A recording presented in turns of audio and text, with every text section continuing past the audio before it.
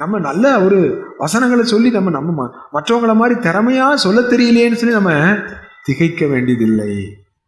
நீங்க சொல்ற அந்த சுவிசேஷத்தை அது பைத்தியக்காரத்தனமாக மற்றவர்களுக்கு தோன்றினாலும் கூட தேவன் அந்த சுவிசேஷத்தை எடுத்து ஆத்துமாக்களை ரட்சிப்பது தேவனுக்கு பிரியமாயிற்று.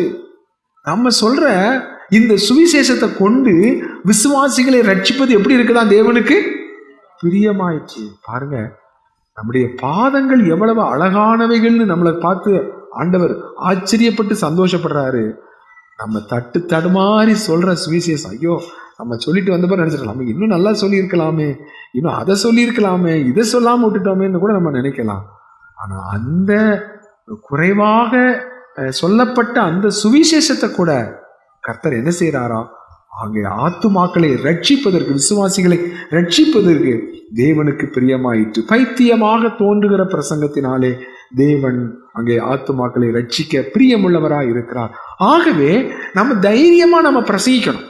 அப்போ அனுப்பப்பட்டால் தான் பிரசங்கிப்பாங்க, பிரசங்கித்தால் தான் கேள்விப்படுவார்கள். சுவிசேஷம் அறிவிக்கப்படாவிட்டால் மனிதன் ரட்சிக்கப்படவே முடியாது.